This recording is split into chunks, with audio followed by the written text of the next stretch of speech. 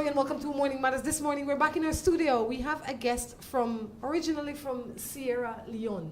His name is Francis Mendewah. I hope I have the pronunciation right. He's the author of a book called Friendship. Francis, good morning. How are you? Thank you. Good morning. It's a pleasure having you in here, Francis. From the looks of things, you have been almost everywhere. That's basically correct. Tell us a little bit about your childhood in Sierra Leone. You know, I was born in a region that is famous for diamonds, yet we were, extremely poor. You know, I saw the movie Blood Diamond, and that's an unfortunate situation. It is. It is very unfortunate. How did you leave, or what caused you to leave Sierra Leone? Well, my whole story begins when I was 14 years of age. I had dropped out from school, and, I luckily met, someone who volunteered to pay my school fees. So, the whole story goes, I was extremely lucky, I met a pilot, whose job was to fly boxes of diamonds.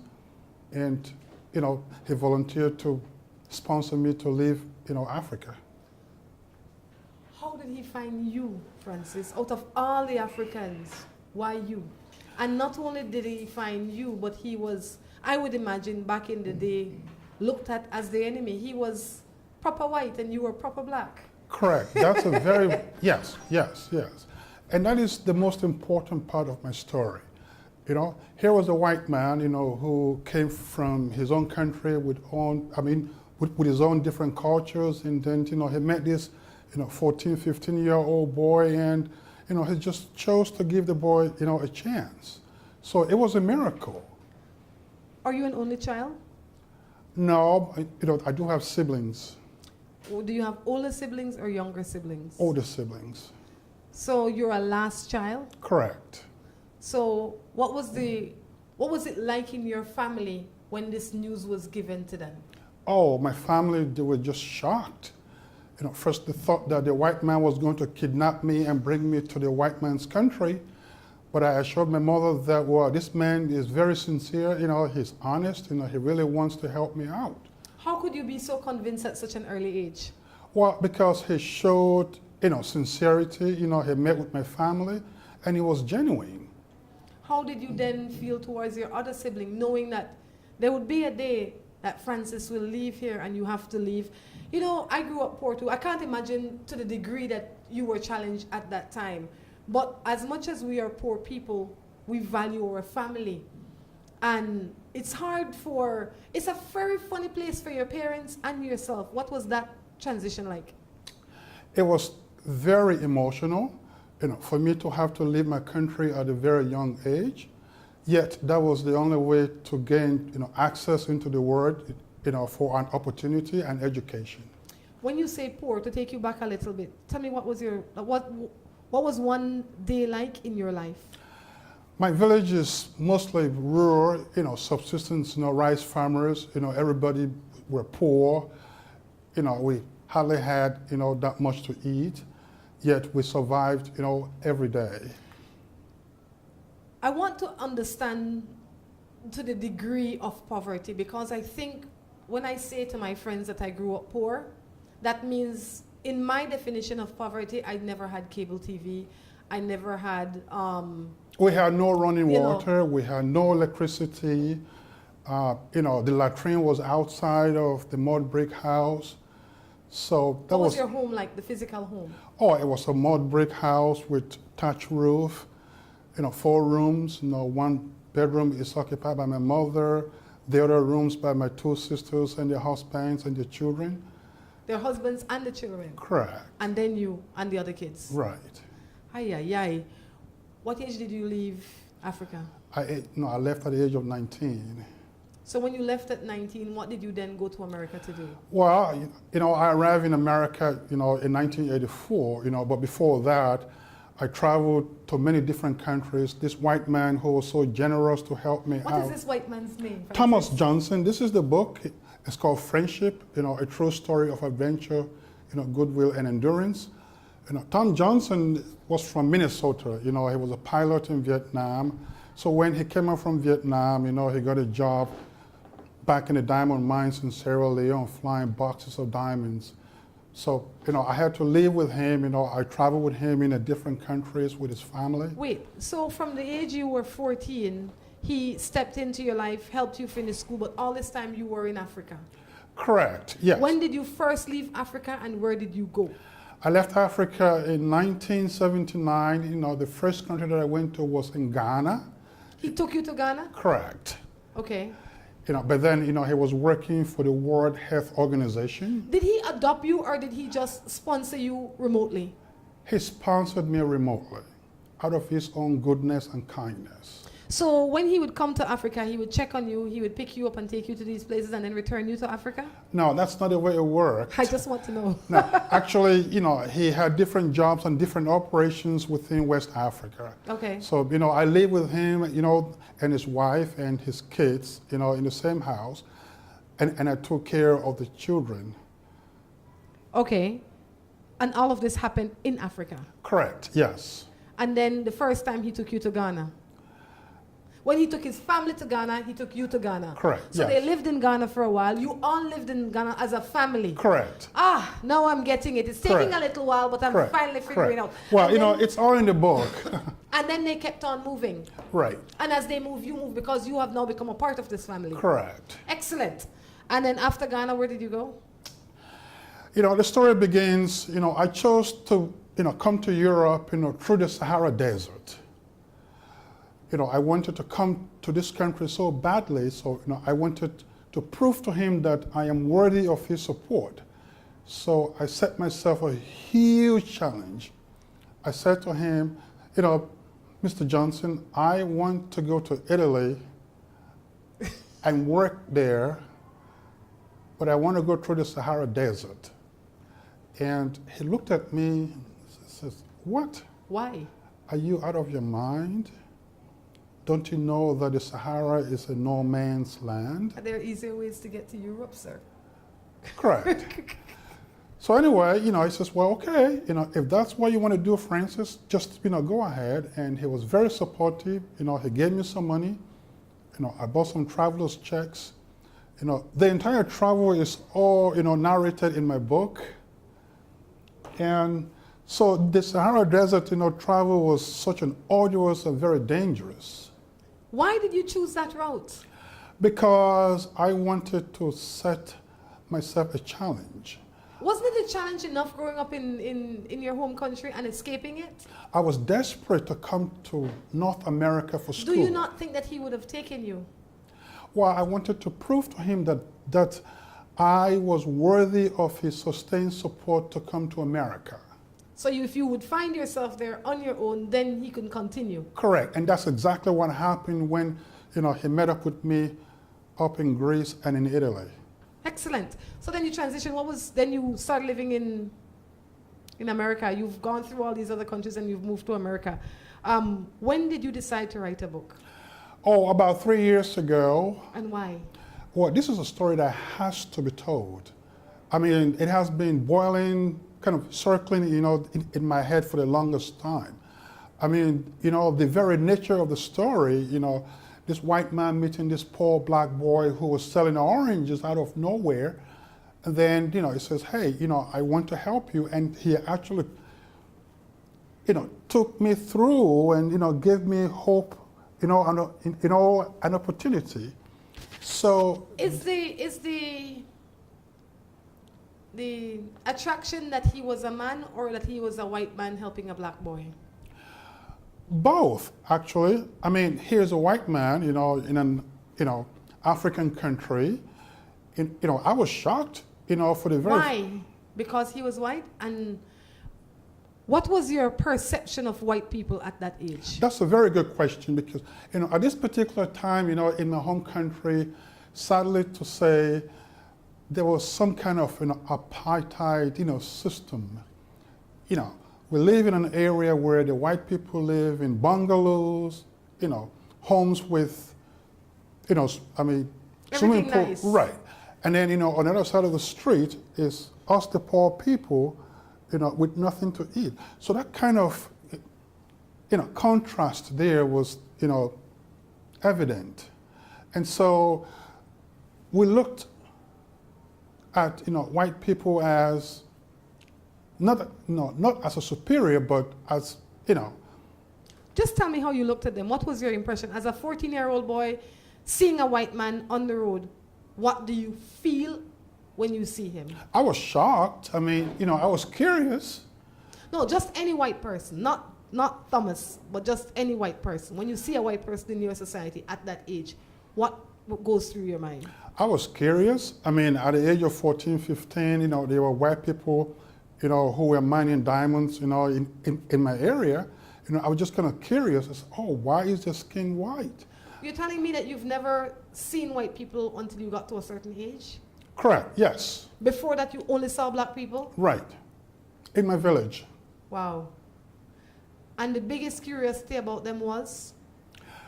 Maybe their skin, the way they look. I was just kind of curious.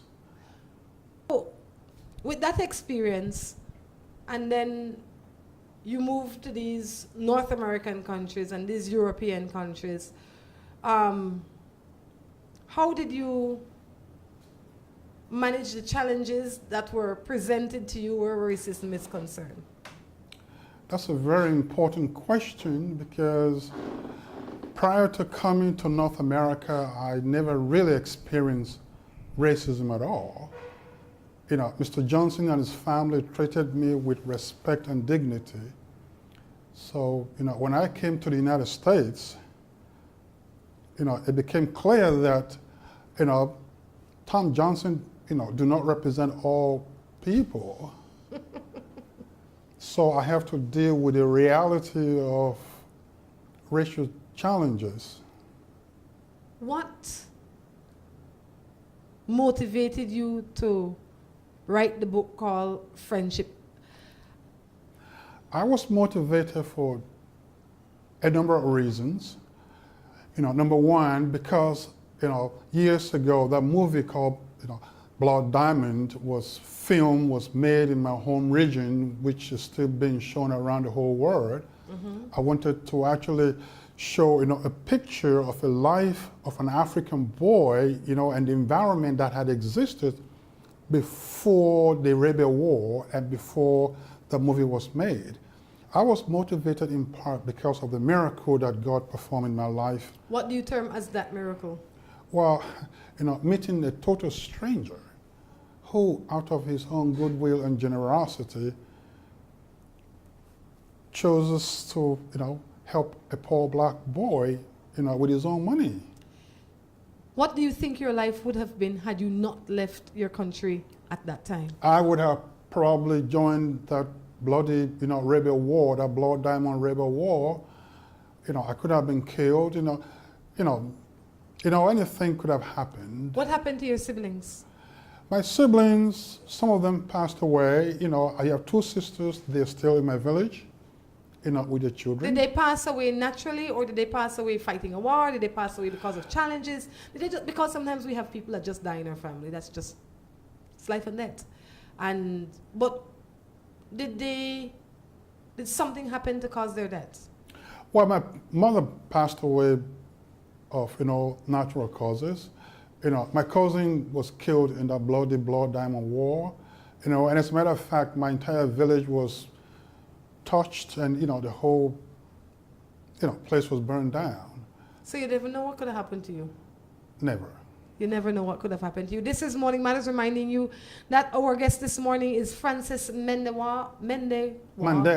Mendewah. He is the author of a book called Friendship, a True Story of Adventure, Goodwill, and Endurance. If you're looking for this book, you can find it on Amazon? Amazon, or you can check at my website, www.francismendewah.com, or they could just Google my name, or, it's on, Amazon as well. What is the highlight of this book in your mind? Well, the book is actually being, adapted into a screenplay, and, the script has been written. This is a script. It's called Diamond of Hope. Okay. And, currently, I have multiple, producers, looking at the script, because the story at this time, in America, is a very, very, compelling one. How so? Well, because at the time, right now, back in the United States, morale is down. It's at rock bottom, fueled by, racism and intolerance.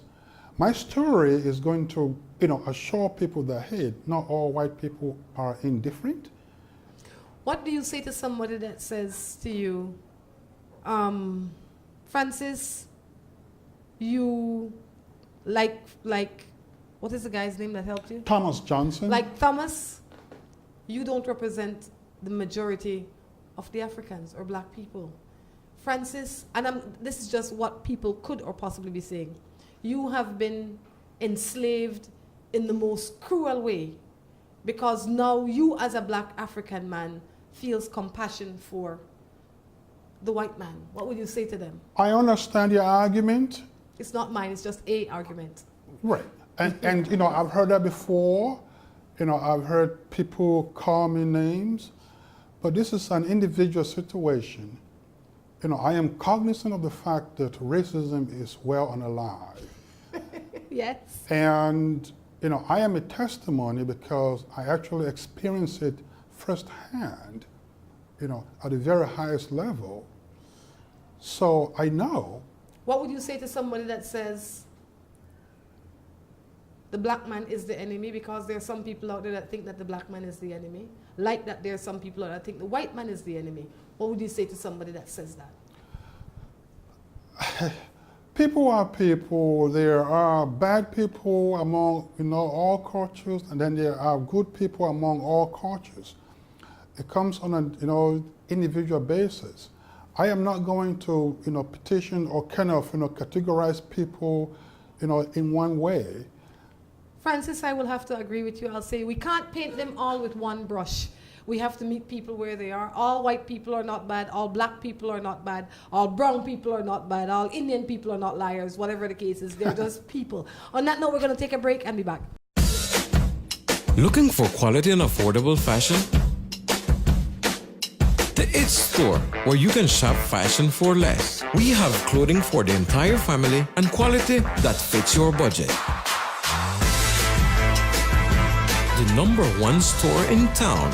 Find kids, men, and women apparel for all occasions. We are located at the #1 Queen Street, Belize City. Call us at 223-1552. Remember to like us on Facebook. The It Store. Find it, love it, buy it for less. New Buildings Limited is the company of choice when it comes to design, fabricating, and erection of wide-span metal buildings in Belize. At New Buildings, we have a team of well-trained professionals that can produce the most innovative and durable metal structures. Be it domestic or industrial buildings, we can get it done for you. We have put together some of the most outstanding metal structures in the country. We also do estimates and consulting. Visit New Buildings in Spanish Lookout or give them a call at 631-8723 or 610-5185. New Buildings Limited, the experts when it comes to metal structures in Belize. At WestTrack Belize City, we are looking to help you save both your time and money. We've also improved our stock levels to ensure we have everything you might need for your automotive or agricultural needs. Additionally, WestTrack has added heavy-duty and industrial parts to keep your trucks and equipment running. At WestTrack Belize City, we understand that your time is important, so we want to bring our services to you at your convenience. Now you can simply send us a message on WhatsApp or Facebook, and we will be right there to help with any questions you may have. Hello and welcome to A&R. With a wide variety of household items, party supplies, and gift ideas to choose from, A&R is definitely the shopping spot of choice for you. We have loads of kitchen appliances such as freezers, washers, refrigerators, pots, pans, and other items including stationery, school bags, swimming pools, sturdy plastic chairs, and toys for boys and girls. Check out A&R at any of our many locations in San Pedro, Orange Walk, Cayo, and Belize City. At A&R, we strive to provide all your shopping needs under one roof. Of all the colors in the world, orange is perhaps the most exciting, distinctive, and vibrant color there is. Just like the Orange Gallery. But what makes the Orange Gallery outstanding is what's inside. A huge collection of breathtaking wood carvings and a spectacular display of home decor accessories and magnificent gift items. Browse a fabulous selection of furniture, from chairs to entertainment centers. And wait till you see the Orange Gallery's breathtaking selection of jewelry for every occasion and every person, from casual to dressy bracelets and earrings to great items for men, including a spectacular choice of handmade knives. Then, when you've shopped till you're ready to drop in to the Orange Gallery's fabulous restaurant and recharge for the rest of your Orange expedition. The Orange Gallery. Beautiful, unique, exquisite. Have an idea for the building of a structure and not sure exactly what you want or how to go about achieving it?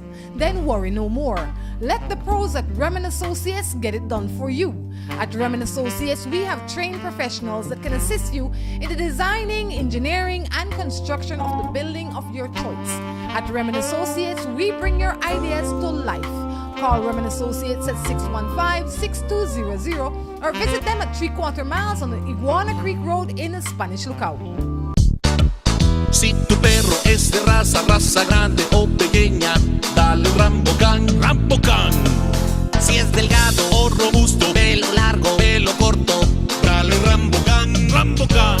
Rambocan en su presentación para adultos o cachorros. Dale Rambocan para que tu perro tenga piel sana y pelo brillante, huesos y dientes fuertes, músculos resistentes y mejor digestión. Dale lo mejor. Dale Rambocan. Salud y vigor para tu perro.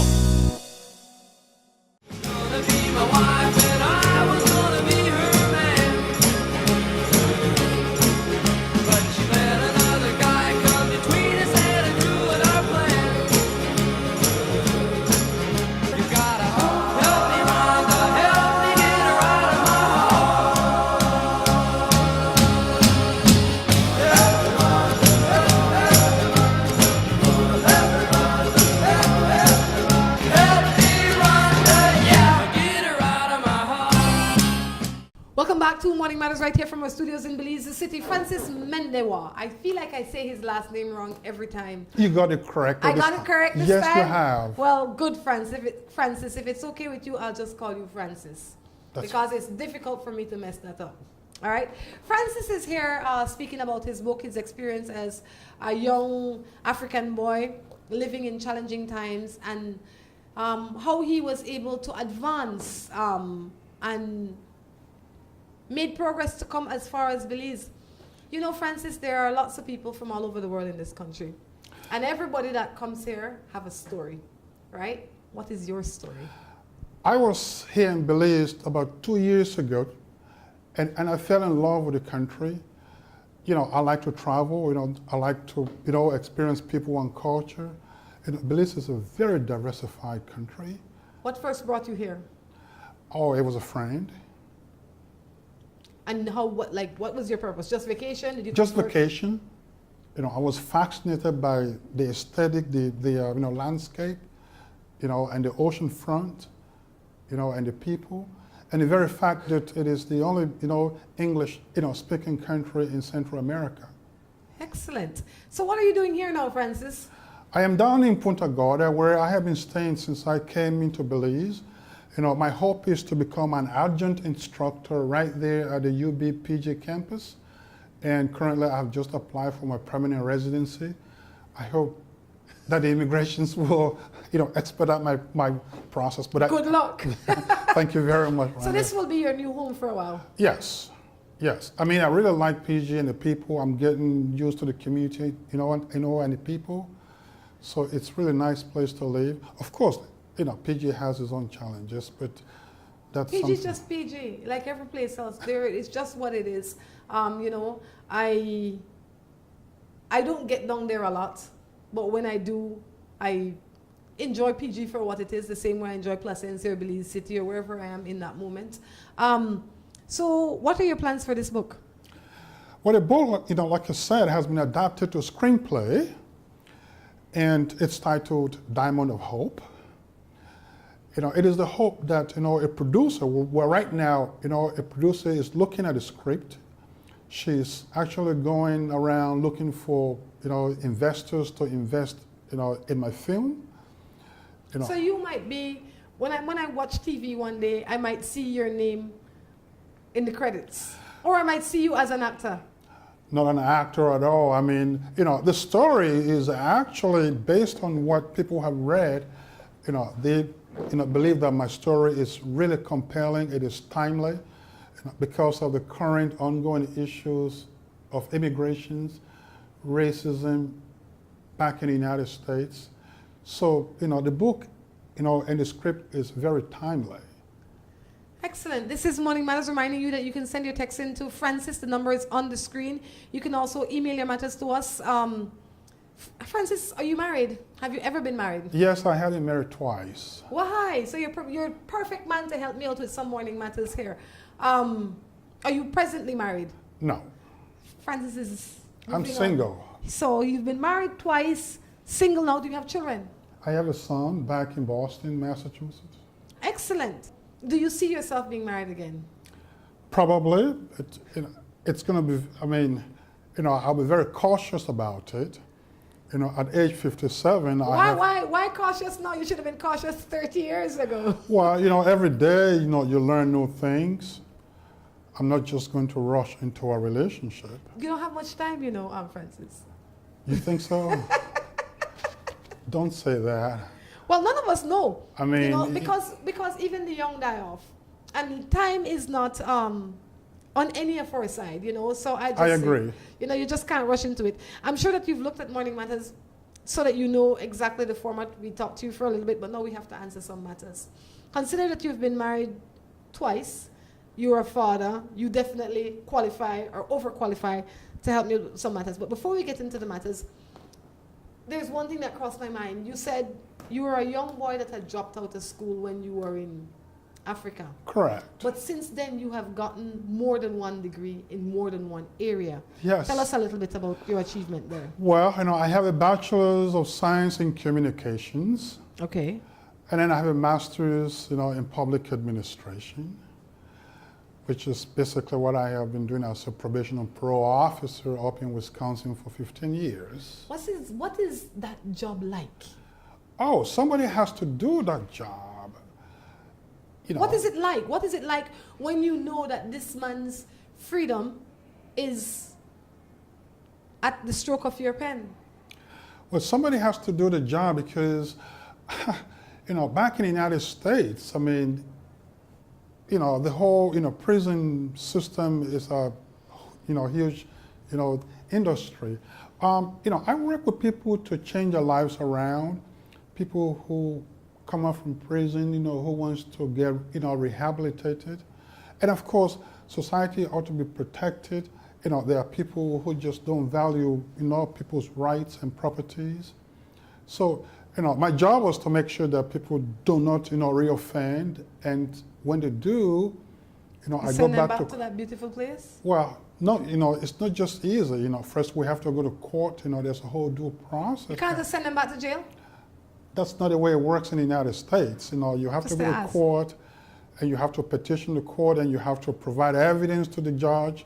And finally, if the judge, agrees, then that person's probation and or parole is revoked. So it's not just up to you per se? Well, as the officer, you just can't say, I saw Tom Jones pulling a lady's purse, and then you call and say he get locked up. Well, the whole process begins with you. Right. I have to do the investigations. If somebody is caught in an armed robbery or a bank robbery or what have you, I have to meet with that person. I have to take statements. I have to read the police reports. I have to talk to the lawyers. So I have to do all of the investigations. And then I have to present that evidence to the court. Gosh, I tell you, it's not easy. And now you are here just chilling in PG.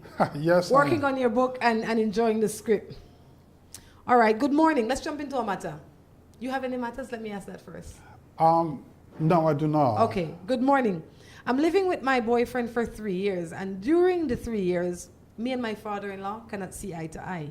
He's always talking and throwing negative comments to me. Many times, I just ignore him. But there are times when I can't take it anymore, and I answer him. Everyone gets mad at me then. He doesn't like me because he says that I am black and he's Spanish. What am I to do? I'll let you go first. There has to be an open dialogue of communication where people can express their feelings, openly and freely without being, condemned. I believe, the key to any sustained relationship is, respect and dignity and open communication. I hear you, but sometimes I can't meet you, if you know what I mean. I can't, let's say you are my father-in-law and I live in your yard and every day you tell me about my redhead and you cuss me off. The best thing for me to do is move out of your yard. I have to move out of your yard because I don't know what your living arrangement is, if it is that you're living with your father-in-law. If you're living under his roof, then not that you have to, but chances are you're going to feel the wrath of his whip. So if you can't take the wrath of his whip and his ignorance and his whatever, then move. If he come to your house and disrespect you, then you lock the door. You're not married to him. And if he come into your house, you need to say, look, Tom Jones, you're my father-in-law and I respect you. And if you can't respect me, you can't come back here. Talk done. That is how you deal with it. You must not tolerate it. Tolerating it is saying to him that it's okay to treat me so. It's not okay to treat you so. It's not okay to speak to you like that. It no matter if you're married to his son, his daughter, the dog, nobody. You can't talk to me so. That's it. You just can't talk to me so. And that's it. I think that if we are not clear with ourselves is where people then find room to beat us down. So if I'm not confident in my blackness or my brownness or my yellowness or my standard 6 education or my whatever it is, then if I see it as a problem and you come and tell me I don't like you because you're black, then I see it as that I might accept that from you. I can't accept that. Because if we were all yellow or all Spanish or all white or all of whatever, then what would life be? It would be boring. You'd tell me, to say the least. I would wake up every day, I would know what to expect. I would know what behavior to expect. I would know who I'm going to see, because if I see you, I see all. I don't have to travel the world. Because once I see one person, I would have seen the whole world if everybody is the same. So I say, don't kill up yourself. Or don't let him kill you up. Let's jump into another one. Let's see what else we have here. This one says, let's see. Morning. I'm sure when you came here, you were prepared to do some matters. You know that you have to answer some matters, Francis. You can't expect that you're going to leave PG and come here and not help me out with some matters. I will try to answer if I can. You can. You have common sense. You've lived your life. Sure. I think a lot of times people, we're not doctors, we're not philosophers, we are just ordinary people living an ordinary life, sharing our opinion. It's like when your friends bounce up on you and say, Francis, what do I do? You tell them what you think you should do, based on your own life's experience. Good morning. I was in this relationship for 4 years. We had our ups and down moments. Things happen on my half that I can't take back. But it happened and we got past it. But last weekend, a feeling drawn on me to see what's up. I am the kind of person, I'm not the kind of person to accuse. So I went looking for what I was asking for, because my dude not being honest. So when I found that he was possibly messing with someone else, I went off and asked him, and he lied. I left it at that until a week after I found pictures of him and her, which he denied. You did not know, he says, you did not know what he did when I pointed out he lied to my face and began to act like the victim, like I was the one who was caught. I was so mad. I cussed him out. And I just stopped talking to him, just because nobody is perfect, just because I know nobody is perfect. But he could have broke it off, but he's acting like I played him when I was just for him. I mean, I love him, but I had to leave, and he's more mad than me and he's still messing with her. Like, what do you take me for? What do you think? Okay, she sent it in proper Creole. So she found a man, she had a man, she found out he was cheating and he turned into the victim. And now he's still texting her. Why are you still answering his texts? I mean, I am not a marriage, therapist. You don't have to be. And I am not an expert, in a relationship. But, generally speaking, I think it is wrong to cheat. It is improper to have this kind of situation, in a relationship.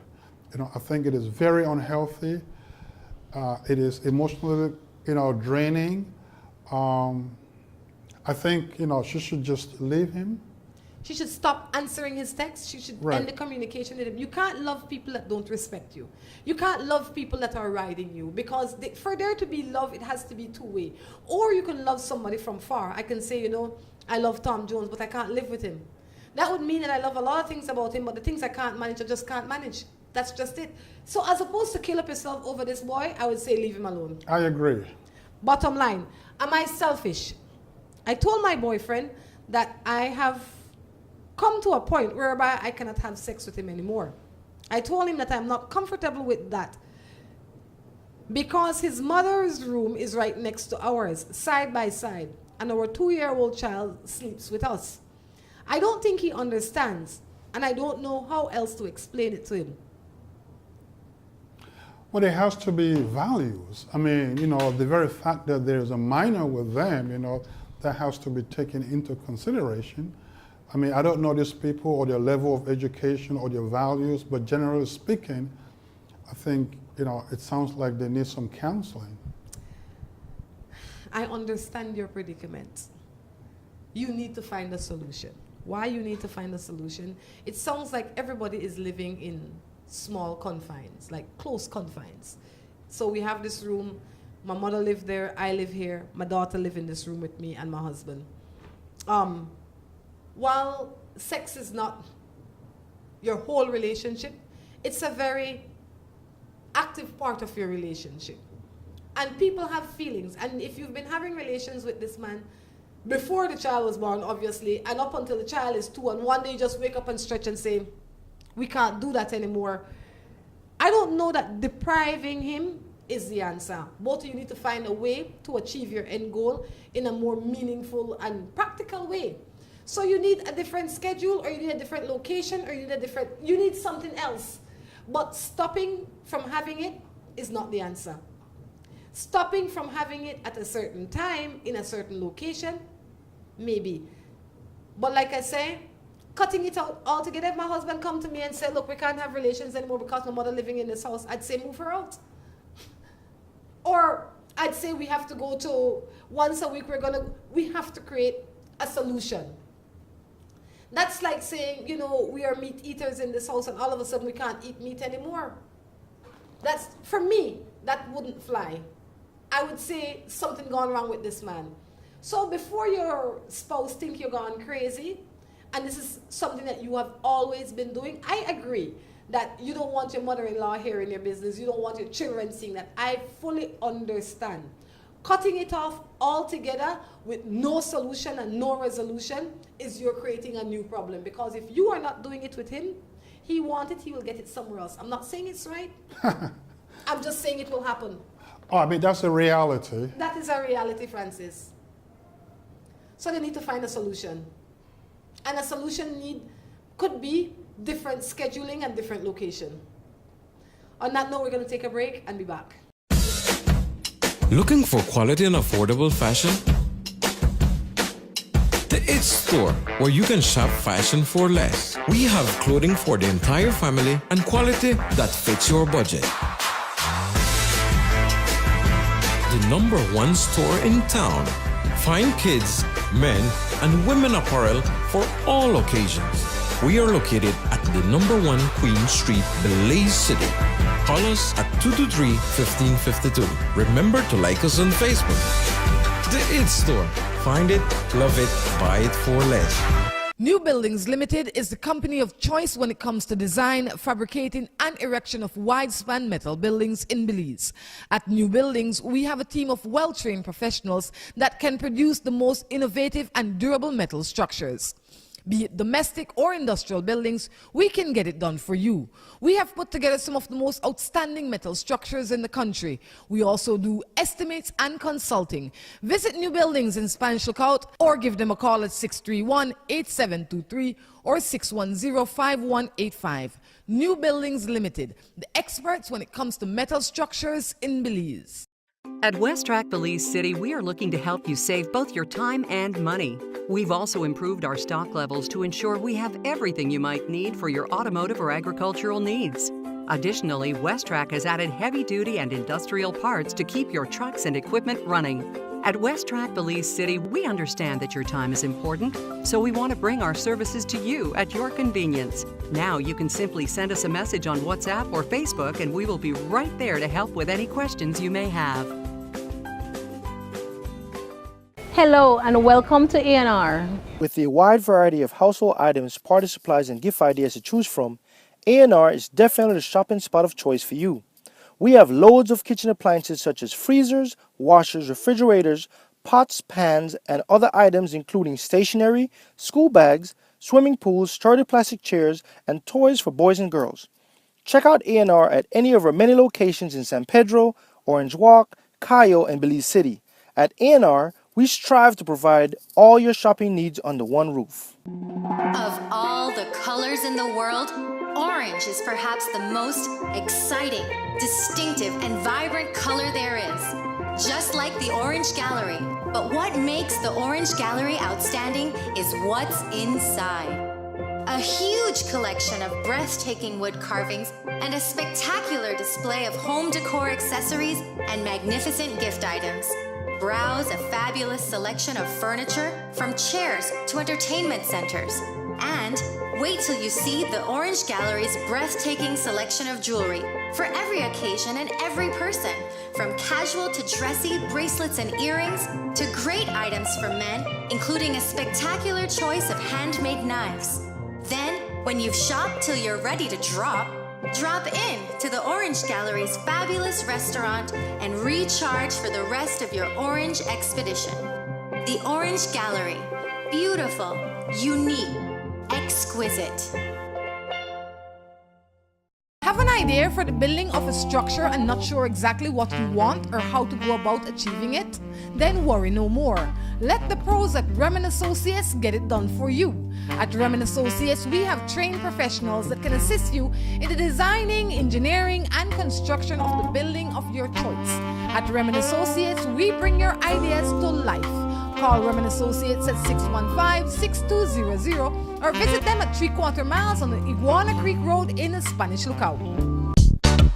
Si tu perro es de raza grande o pequeña, dale un Rambocan, Rambocan. Si es delgado o robusto, pelo largo, pelo corto, dale un Rambocan, Rambocan. Rambocan en su presentación para adultos o cachorros. Dale Rambocan para que tu perro tenga piel sana y pelo brillante, huesos y dientes fuertes, músculos resistentes y mejor digestión. Dale lo mejor. Dale Rambocan. Salud y vigor para tu perro.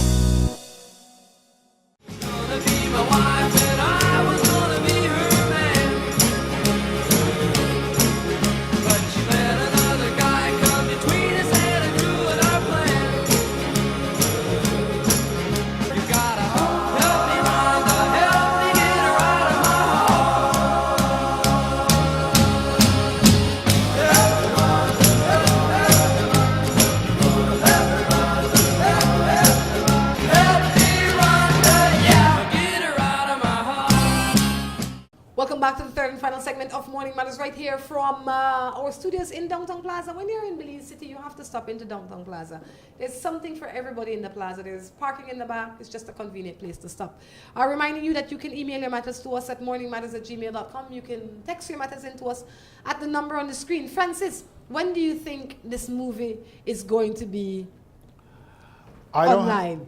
I mean, in full force, kicking it off. What is the time schedule? I don't have a clue. It all depends on financing. Right now, the producer is actually on the phone talking with her, investor contacts. How long has this process been ongoing? About 3 months. It can go longer. I know, much longer. I mean, this is a top budget movie. It cost at least, above $10 million. You're not easy, Any man that will cross the Sahara to get to a country is not easy. That's right. You have to. Why should somebody buy your book, Friendship, A True Story and Adventure, Goodwill and Endurance? Why should somebody buy that book? Because it is a book that is about, perseverance, it's about courage. It's about how God, performed in people's lives. What would be one of the greatest benefits from reading this book called Friendship? Friendship, it will clearly show that, hey, there are people out there that are selfless, that are, generous, that really are making, a difference in people's lives. As evidence with my own very story. I agree with you that there are those people, and hopefully when they read this book, they will see 1 out of 2 persons. They will either see themselves in Francis or they will see themselves in Thomas. Thomas Johnson, correct. Because those are, in life, they're generally those 2 people. You are either Francis, because you're on one end of the line, or the other. Correct. And if most of the time that's where you are, and that way they would be able to better relate to this book. And where can they find this book, you say? It's on Amazon, or at my website. And I want to say something else. My book is really, it's quite relevant to the students of Belize because, it's like an inspiration, and a motivation, in the lives of, young students coming up to learn how to persevere and to endure. Why do you think you were chosen? I don't know. That's a big question. I still get on my knees and say to God, thank you. There were many other poor African kids that day. Thomas Johnson, whose job was to fly diamonds. I mean, I could never believe that, a person who, flies, millions of diamonds will one day meet, a poor black boy with no shoes on, with an orange tray, in his head. Maybe it's because you had the orange tree.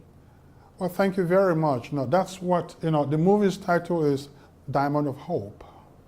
Because sometimes people they see your trial. If you sit there and you just wait, nothing happens. They see your trial. You're a boy out. You're looking for a chance. You, in your mind, you might think that you just came to sell the orange. Somebody looking at you would see that you are looking for. You're looking, you're working, you're moving, you're trying to get somewhere. And that's just what it happens sometimes. Let's jump into a matter. I have my husband, but he likes to drink. And I have a friend that is making moves on me. What am I to do? So you have a drunken husband and you have somebody eyeing you on the side, is what we'd say in Creole. I mean, she has to talk to her husband for her husband to go for treatment. I think, well, let's see. First, we have to establish if when she says he likes to drink, if she's an alcoholic. Because I don't know if you drink or not, Francis, but from time to time, I'll have a drink. And I don't have to have a drink on Friday. I'll have a drink when I feel like it. So if I go home this evening and I feel like it, I'll sit down and I'll have a glass of wine and I'll chill. Nobody else in the house wants to have a glass of wine, that's fine too. But the people in the house, they might say Rhonda is an alcoholic, you know why? Because she come home and have a glass of wine 3 times a week. And on Saturday and Sunday she have 4, whatever the case is, right? So that doesn't make the doer an alcoholic. It means that because they can function without alcohol, they just like drinking from time to time. So she would have to establish if it is her lack of tolerance or her not having any interest in drinking that makes it seem like such a big deal. Because there is nothing wrong in doing that in moderation. Now, if you have a man that is out there drinking out the paycheck, coming home beating up his wife, coming home drunk, vomiting on your floor, you have a problem. You don't have an alcoholic if you have a social drinker in your home. The problem comes when you have a social drinker and a non-drinker coexisting under one roof. So that is the first thing that you have to look at. And you have to look at it fairly. If you have an alcoholic, the new man in your life will not ease that. And if this man is your husband, you have to attempt to help him fix the problem. He has a disease like anybody else that has a disease. He has an addiction problem. And when our family or even in our friends sometimes are at their darkest moment, we don't leave them. That is not our duty as the husband or wife to pack up and say, you know what, Francis, you turn to crack, I gone. It is my duty to say, these are the options that I think you should take. And if you don't take them, then I will have to separate myself because I have to live. But my first thing is to try and help you through the illness as your spouse. So that is your first duty. The man that you're looking at on the side will always seem more attractive. You know why? That is like me liking football. And Saturday morning, nothing sweeter than meeting up with my mates and say, I'm playing football. Nothing sweeter than that. But remember now, it's only football for a short time. You don't live with him. You don't have to deal with him on any level. So I say, before you throw out the baby with the bathwater, check the water first. I agree. I mean, you know, alcoholism is a disease. You know, it has to be approached, accordingly. I mean, alcoholism has torn families apart. So, provided the man is willing to go for treatment. If, in fact, he has an issue, because she not liking him drinking doesn't make him an alcoholic. Correct. Him having one beer a day doesn't make him an alcoholic. She may not want him to drink at all. Thank you. That's exactly what I'm saying. She might just want him to sit at home 7 days a week and just drink lime juice. And he's saying, I can't bother with that. I want to go drink and beer with my bedrooms. And then he call him an alcoholic. So I say, look at it for what it is, for its entirety, as opposed to just your emotions. Oh gosh, I live with my family for 28 years, but I have a sweetheart for 3.